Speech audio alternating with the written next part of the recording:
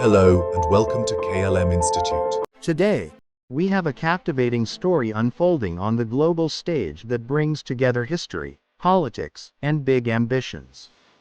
It involves none other than former U.S. President Donald Trump, who has made waves with his plans for Greenland, Canada, the Panama Canal, and even the Gulf of Mexico. You might be wondering, why does he want these territories? And what would these moves mean for the world? Let's break it down. To start, let's zoom in on Greenland, the massive Arctic island that has long caught the attention of global powers, including the United States. Greenland is an autonomous territory of Denmark, with a vast, largely unexplored wealth of natural resources, minerals like lithium, cobalt, and rare earth metals, which are crucial for renewable energy technologies. Not to mention, Greenland's location is strategically vital, with its proximity to the U.S. military base at Pituffik, offering a critical vantage point in monitoring Arctic waters. The U.S. has been using Greenland as a military outpost for decades, and Trump's interest in acquiring the island isn't new. Back in 2019, he offered to buy Greenland, and when Denmark rejected the proposal, he didn't let it go. Now, in 2025, Trump is once again voicing his determination to see Greenland as part of the U.S., claiming it would benefit the island's residents. But his claim also raises the question, could the U.S. use economic or even military power to seize it?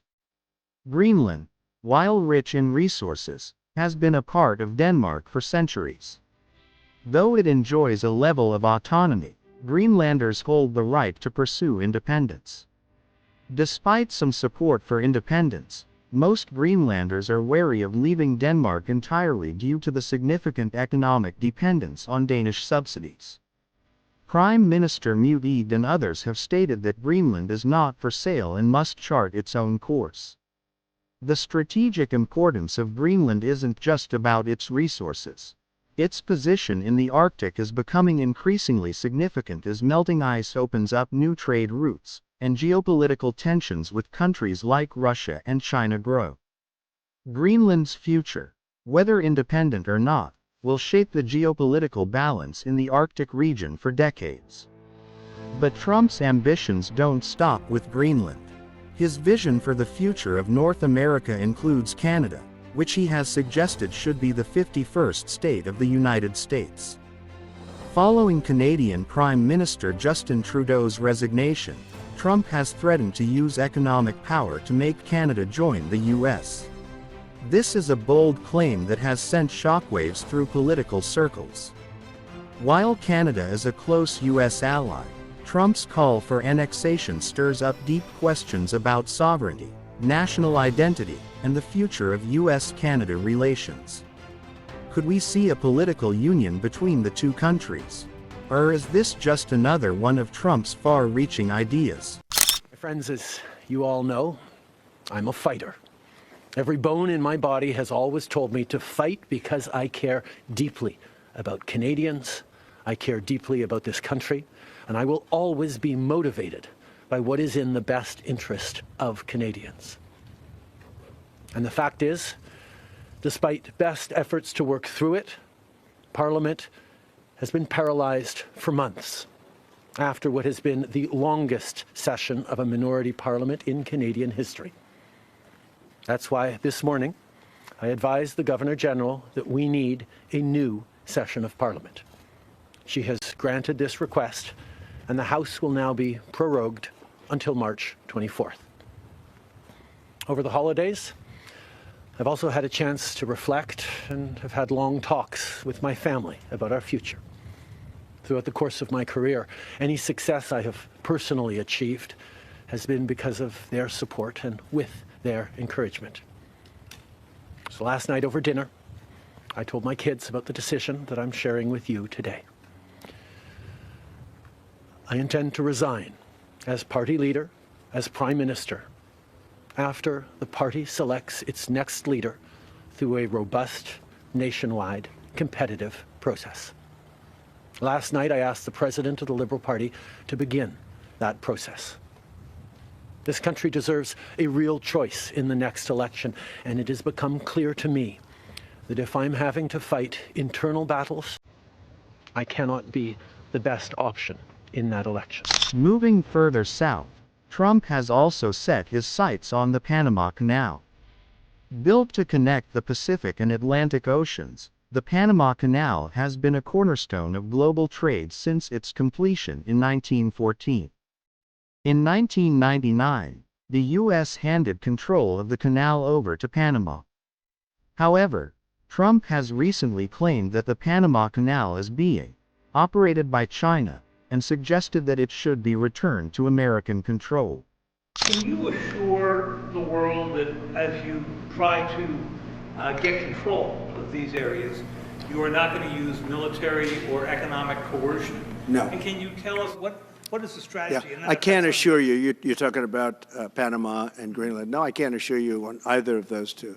But I can say this, we need them for economic security. The Panama Canal was built for our military. I'm not going to commit to that now. It might be that you'll have to do something. Look, the Panama Canal is vital to our country. It's being operated by China. China. And we gave the Panama Canal to Panama. We didn't give it to China. And they've abused it. They've abused that gift. It should have never been made, by the way. Mr. President, back on Greenland. Your position is clear, but have you directed your staff to take specific actions to draw plans? And can you elaborate again? You didn't rule out military coercion. Well, we need Greenland for national security purposes. I've been told that for a long time, long before I even ran. I mean, people have been talking about it for a long time.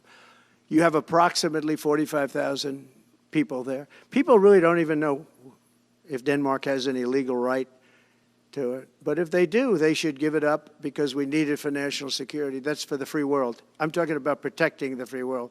You look at, you don't even need binoculars. You look outside, you have China ships all over the place. You have Russian ships all over the place. We're not letting that happen. We're not letting it happen. And if Denmark wants to get to a conclusion, but nobody knows if they even have any right, title, or interest. The people are going to probably vote for independence or to come into the United States. But if they did do that, then I would tariff Denmark at a very high level. Have you asked your staff to draw plans for acquisition? I mean, are you active? No, we're not at that stage, but we have people. I haven't even entered office yet.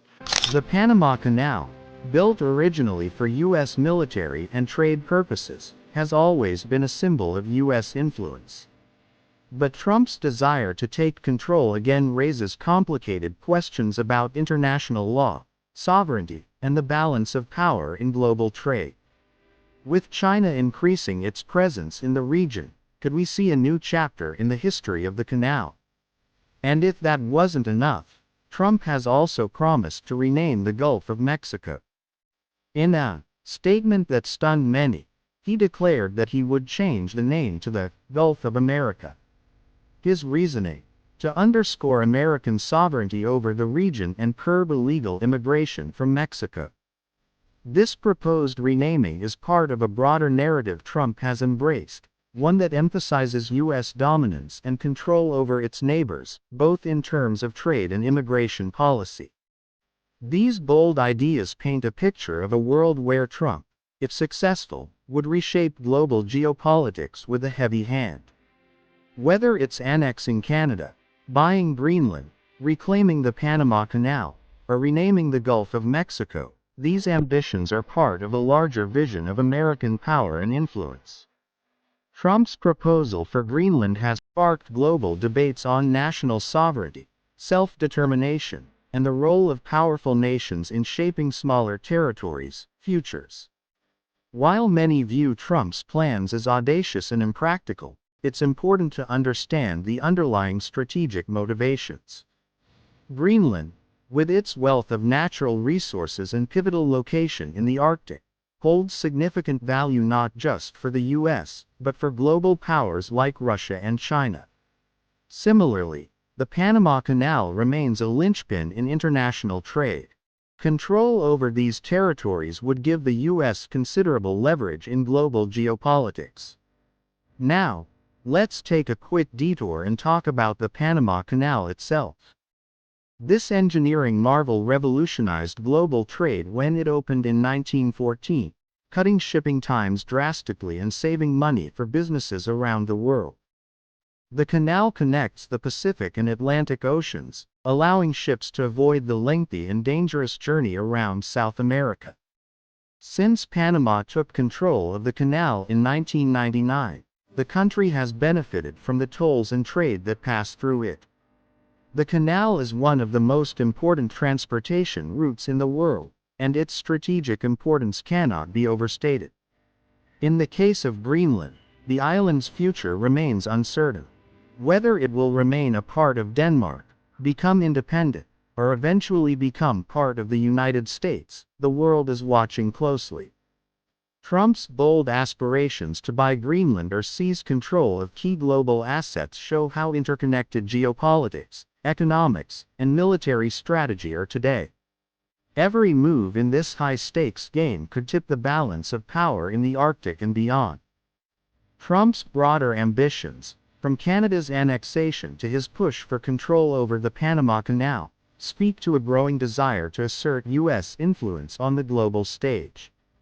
Whether he succeeds in these pursuits remains to be seen, but it's clear that these geopolitical games will have far-reaching consequences for international relations. As the political landscape evolves, one thing is certain: the world is watching as Donald Trump prepares to take office once again. From Greenland to Panama, the future is full of intriguing possibilities. What will happen next? Only time will tell. Thanks for joining us on this journey through geopolitics, history, and Trump's ambitious plans. Stay tuned to KLM Institute for more updates, and remember to like, share, and subscribe for all the latest stories that shape our world.